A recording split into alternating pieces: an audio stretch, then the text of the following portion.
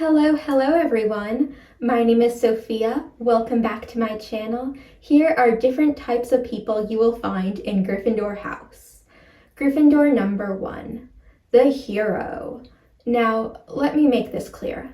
No one outside of Gryffindor sees this person as a hero. They're only being called this because in their own delusions, they see themselves this way. To them, bravery means putting yourself in dangerous situations that could have been avoided. They never turn down a dare. Slytherins take advantage of this fact. Have a very strong but oversimplified sense of right versus wrong. Everything must fall into either good or evil. Constantly going on adventures to sabotage evil and rescue damsels in distress. They always save the day. For themselves, since they were the only ones in danger, and it was kind of their fault since they're the ones who put themselves in danger going on a mission that everyone warned them to stay out of, and that could have resolved itself if they hadn't been so nosy or impulsive, but that doesn't matter. They saved the day, and that's what counts. At the end of their adventures, when reminiscing, they try to be deep by saying something very cliche, such as, "Who would have thought that in trying to save the world, I would really end up saving myself?" To which the rationalist Ravenclaws reply, "We did." They do have a tendency to seek out adrenaline, but trouble seems to follow them around as well. Somehow, a raccoon just happened to follow them into the school building. This has happened on multiple occasions. They're also that person on field trips who gets lost every single time, no matter how much supervision they have, but then they find their way back to the class just before they're declared missing and everyone leaves. Even though they lack brain cells, in some ways they're the best kind of person to be because they're going to leave Hogwarts with the craziest memories and stories to share. That is, if they don't get themselves killed, or worse, expelled before graduating. Gryffindor number 2, the slacker. These people could be at the top of their class if they actually applied themselves. You always hear them bragging about how they can get B's without even studying.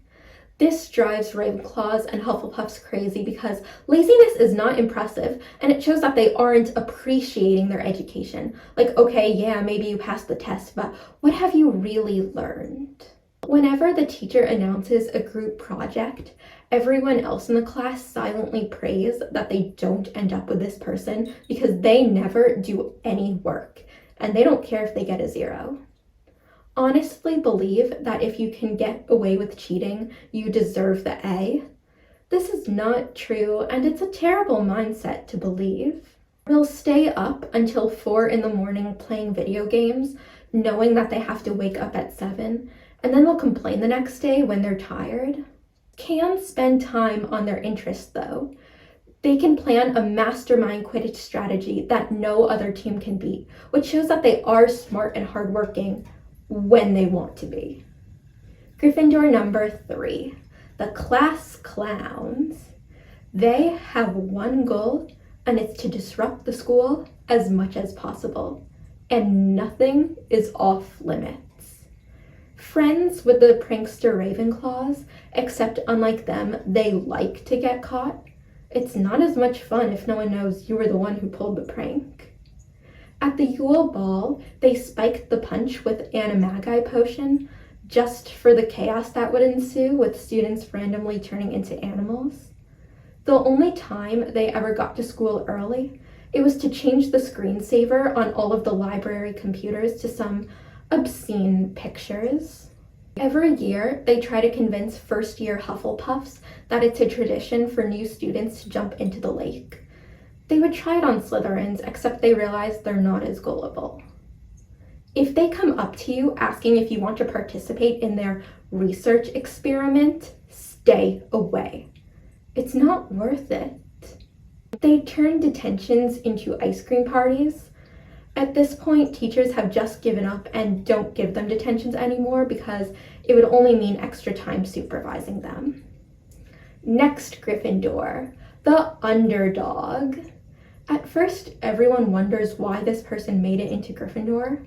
they don't seem very brave. I mean, they really believed that there were monsters under their bed until they were 15. They also don't put on the most shining appearance. Very clumsy, just have no sense of spatial awareness for what's around them, and they're always tripping over their own feet. Just like the Hufflepuff outcasts, too socially awkward for their own good. Great at keeping secrets though, mostly because they'll forget them. Their boggart is planet Earth because honestly everything about the world is terrifying to them. They can't choose just one thing. Most of them are actually class clowns at heart. It's just that social anxiety would stop them from carrying out anything. But they are called the underdog though, because even though they jump at their own shadow, they will courageously charge into battle when the time comes if it will save their friends. Gryffindor number 5, the brains. The sole reason why other Gryffindors make it to graduation, both grade-wise and staying alive-wise. If they didn't tell you their house, there is a chance you might actually think that they were in Ravenclaw. Some of the few Gryffindors with a detectable amount of common sense, and they actually care about grades. Smart enough to think of a plan, and a backup plan, and a backup plan to the backup plan, and a backup plan to the backup plan that's for the backup plan. Have an enviable level of self-confidence. Their motto, you're not going to be everyone's cup of tea if you're actually a shot of vodka. Begrudgingly became the Gryffindor babysitter. They hate this role. They are stressed enough as is without this added responsibility. They came to Hogwarts to learn not to babysit idiots. During the day, maybe they can get some Ravenclaws and Hufflepuffs to help them, but in Gryffindor Tower, they're on their own. But even though they know better, they will still follow along with the other Gryffindors on their stupid missions, because if their friends got hurt when they weren't around, they wouldn't be able to forgive themselves. Next Gryffindor, the vegan activists. So if you think about it, the wizarding world isn't very vegan friendly at all, but these Gryffindors are going to change that. At Ollivander's shop, they don't follow the rule that the wand chooses the wizard. No. When a wand with a dragon heartstring cord chose them, they turned it down because they're not going to support the poaching of dragons. No, they will not accept a wand made with phoenix feathers or unicorn hairs either. What? You think these animals just let wizards walk up to them and pluck some of their hair or mane? That's just a lie that the wand industry wants you to believe. The truth? These creatures are bred at factory farms, never getting the chance to run freely in grassy fields or fly in cloudless skies. Crammed into cages so small, they don't even have enough space to turn around. Beaten daily and fed poorly, leading to numerous diseases. Stuck there their entire lives, until the day comes when their mane or their feathers won't regrow fast enough, making them useless to their wand corporations, so they're then sent off to be slaughtered for their organs. So, these Gryffindors will take a plant-based wand, thank you very much. Don't even get them started on potion ingredients. Very supportive of other movements too, and informed on current events outside of the wizarding world. They're the ones organizing pride parades and Black Lives Matter protests at Hogwarts. These are the people taking over Spew after Hermione graduates. Their next goal? Unionize the house elves! They also don't hesitate to stand up for any group of people. When Salazar Slytherin wanted to ban Muggleborns from Hogwarts, they taught themselves how to mimic Parseltongue just so that they can march right into the Chamber of Secrets and tell him their thoughts on the matter. Most people hate these Gryffindors because of their outspoken views, but they really don't care because, in their own words, they're not here to be liked.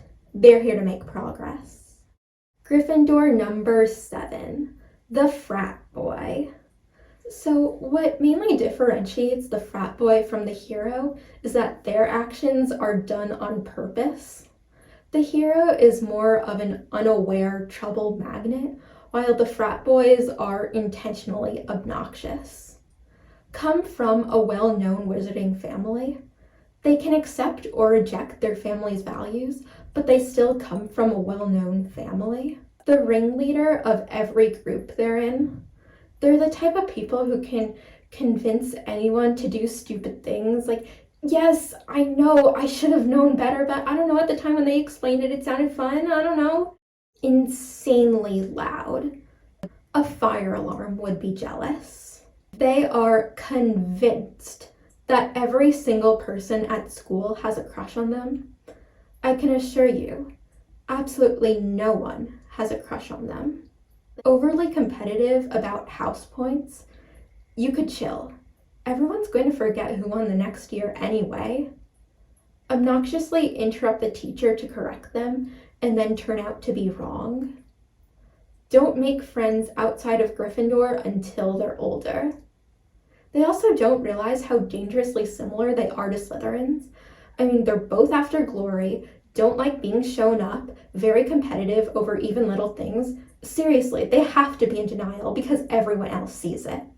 Next Gryffindor, the Flake. You can always rely on them to be unreliable.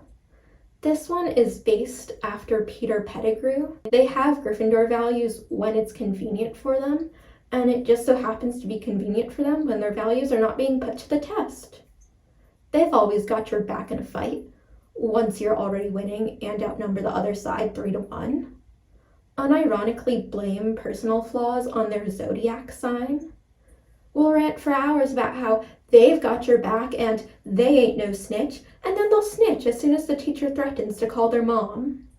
Alright guys, that's it for today. Thank you so much for watching my video. Let me know which type of Gryffindor you are, and don't forget to like and subscribe. Peace!